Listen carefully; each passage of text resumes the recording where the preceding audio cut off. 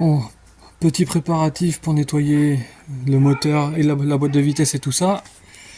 Donc le Karcher branché sur l'eau chaude, sur le robinet, brrr, on suit le tuyau.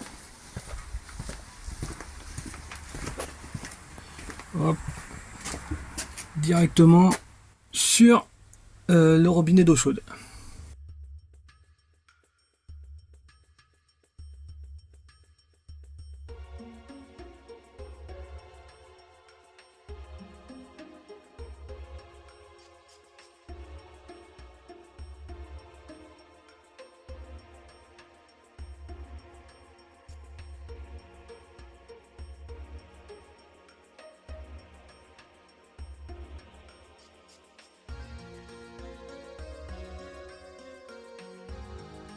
Je viens de découvrir un truc.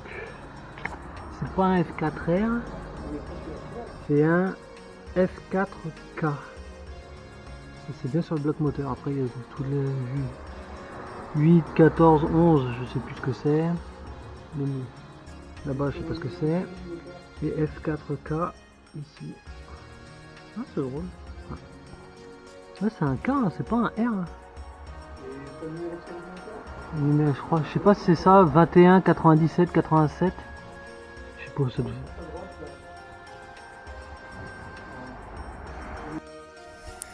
Bon, ça y est, le nettoyage est terminé. À présent, on va laisser sécher quelques heures. Et puis on va pouvoir passer au remontage, je pense.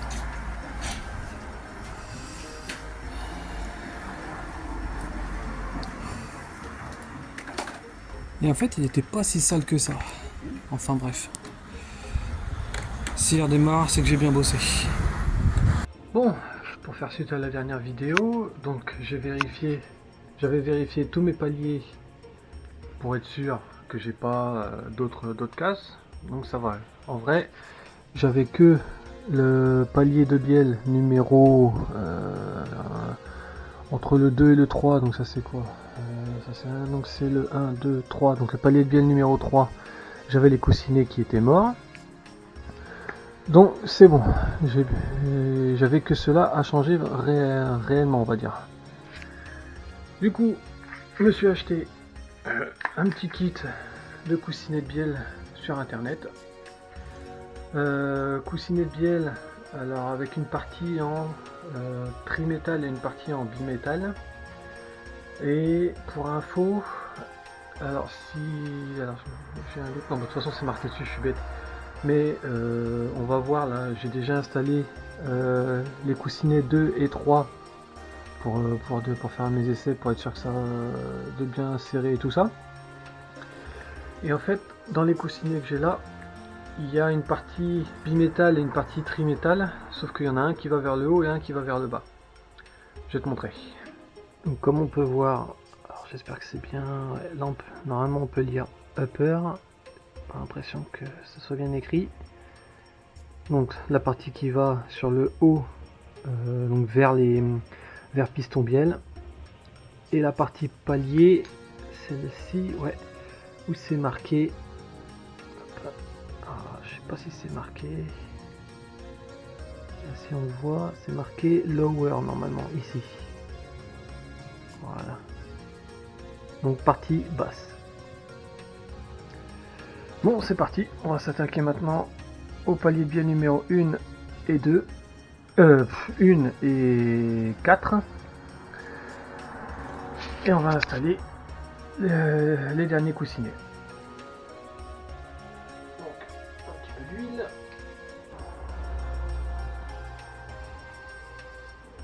Voilà. On met un peu dessus.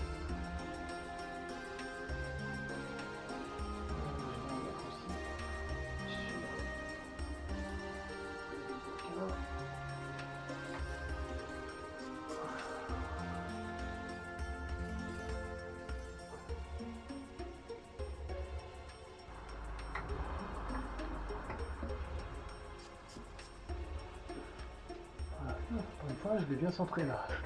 Regarde. Hop. Là, je sais pas si on verra bien, mais j'ai réussi à bien le centrer. Voilà. Pas trop mal ça. pas trop mal centré.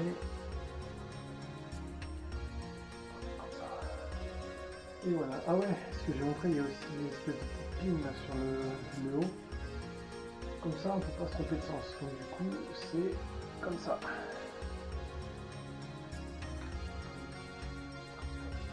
Je reprends mes vis. Voilà. Il n'y aura plus qu'à serrer. Je démonte l'autre, je mets des nouveaux coussinets et après on passe au serrage. C'est bon, j'ai changé les coussinets des paliers, enfin les coussinets des bielles de piston 1 et 4. Maintenant on va pouvoir passer au serrage. Alors pour info, j'ai trouvé le couple sur internet. Et il y a à chaque fois je trouvais deux serrages différents. Il y en avait un à 25 et un à 60. 60 ça me paraît beaucoup pour ce que c'est. Et je crois que 60 c'est plutôt pour les vis de vilebrequin, de palier de vilebrequin. Et le 25 c'est les vis pour les bielles. Puis je crois, mais non c'est sûr en fait, j'ai vérifié plusieurs fois, c'est plusieurs forums différents, donc c'est bien ça. Donc le couple de serrage pour les bielles c'est 25 Nm et 42 degrés. Donc voilà, 25 Nm avec une douille de 11. Hop là.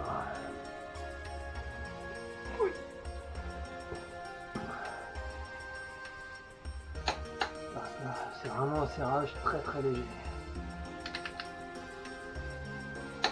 Voilà. On va faire un coup pour être sûr. Voilà. Tac. La même chose de l'autre côté. Tac. Voilà. Et maintenant, on va mettre avec les 40 degrés. Donc la douille qu'on met sur un serrage angulaire, donc après qu'on peut régler en fonction de la clé où est-ce qu'elle est. C'est parti.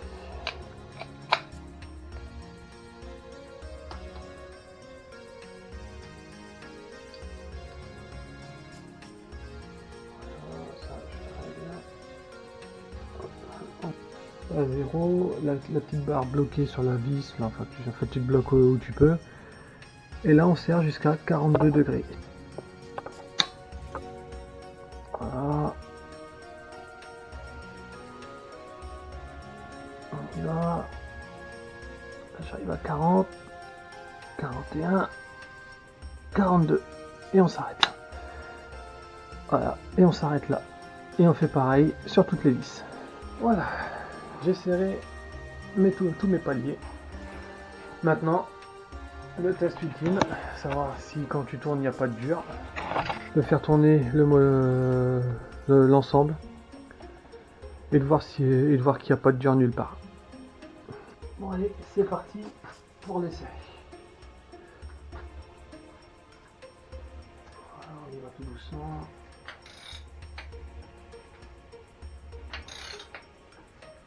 Et c'est nickel.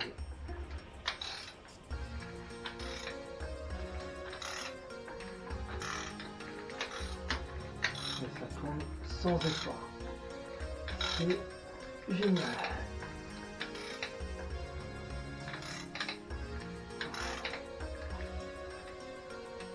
Bon, il est temps de commencer à tout remonter. Je vais réinstaller le carter, pas oublier. Et là, la pompe à huile, j'ai acheté une nouvelle pompe à huile. Je vais la chercher et je vous montre, on va installer ça. Bon, maintenant, on va essayer de remettre la pompe comme il faut. Et ben voilà, regarde-moi ça. Hop. Ouais, vaut mieux enlever le carter. C'est largement plus simple. Je crois qu'il y a un couple de serrage pour le... Attends, je te redis. vis carter, vis pompe à huile à 25 Nm. Oh, bah, impeccable. Et ben on va resserrer à 25 Nm.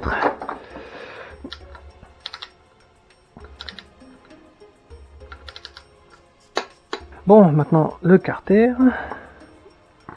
Ça se met par dessous. Bon, j'ai resserré ça.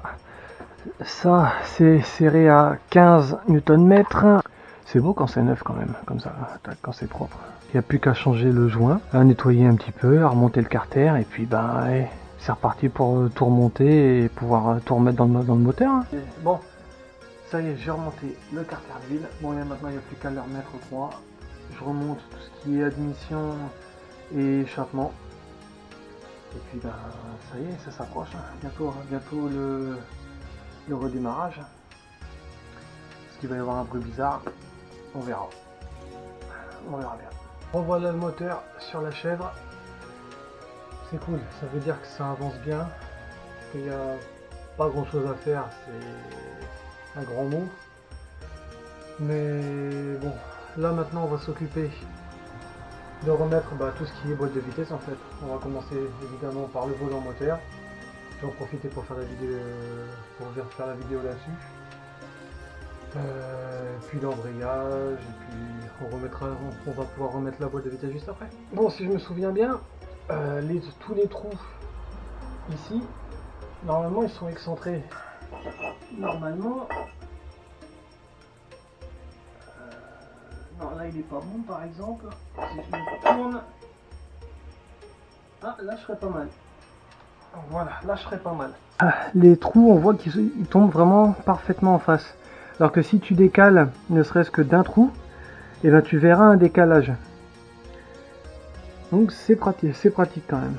Donc ça sert à rien en fait de forcer, de trouver. Si ça tombe pas en face, c'est que c'est pas au bon endroit. Les vis sont installées. Maintenant, il faut savoir qu'il y a un couple de serrage. Alors attends, je reprends mes notes. Volant moteur. Alors pour serrer donc le volant moteur, donc clé dynamométrique forcément, et c'est 30 Nm avec 56 degrés, plus ou moins 6 degrés. Bon bah c'est parti, on va régler la clé à 30 degrés, à 30 Nm, et on va serrer ça tranquillement.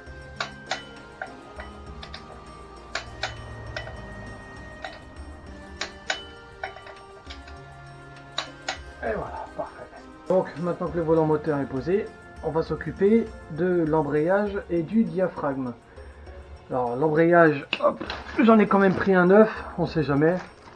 Ça, au moins ça coûte pas très cher. Pour installer l'embrayage et le diaphragme, le petit centreur, histoire que l'embrayage il fasse pas des trucs bizarres comme ça là. Un détail que j'ai oublié de dire, sur l'embrayage, il y a un sens. Là par exemple, sur ce côté là on peut lire Gearbox Side. Voilà, Gearbox Side. Donc ce qui veut dire que ce côté là va côté boîte de vitesse et donc que ce côté là va côté volant moteur. Voilà, pour mettre l'embrayage, donc le centreur, le centreur en plein milieu, l'embrayage derrière, le diaphragme avec. Il y a des encoches pour pouvoir trouver le bon sens avec les petites pins qui sont là, et hop, on s'y met. Par contre, pour le trouver, ça va être drôle parce que je ne me rappelle plus du tout. Voilà. Bon, ça y est, on arrive à la fin.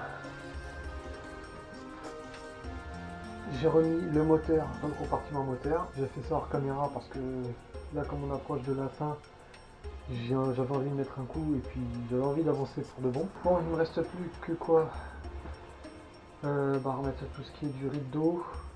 Je vais faire le niveau d'huile et on va redémarrer. Ça y est, on y est. J'ai remis de l'huile, j'ai remonté le radiateur, j'ai fait tous mes branchements électriques qui vont bien. J'ai branché la batterie en volant comme ça, parce que flemme de tout remettre comme c'est à l'origine. Alors, on réessaye, on va voir. Là par contre j'ai branché la batterie directement avec les câbles, sans les câbles, parce qu'avec les câbles je sais pas, ça marche pas, ça n'a pas l'air de marcher.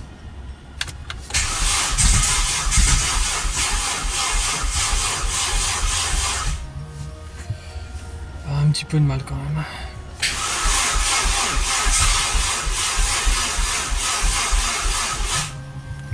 Oh, elle a du mal. Elle a du mal. L'essence arrive bien, ça se sent.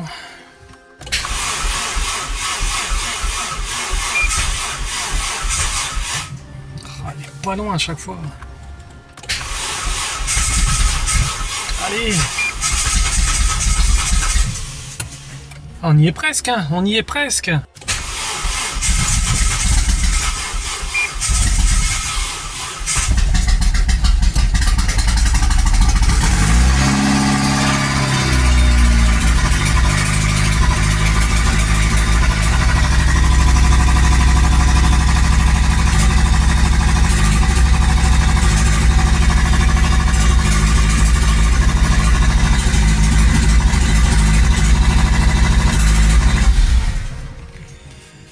Elle démarre. Elle démarre. Bon bah nickel, un souci en moins on va dire. J'ai vraiment eu peur par contre qu'elle démarre pas ou qu'il y ait encore un claquement et de devoir ressortir le moteur et tout. Il y a toujours une petite appréhension à chaque fois quand on redémarre un moteur. Surtout quand on l'a ouvert. Bah, c'est cool, je vais finir de remonter. Petite dédicace et 205 GTI là, 400 plus. Je reviens bientôt. Sur ce, à la prochaine pour de nouvelles aventures. Yo!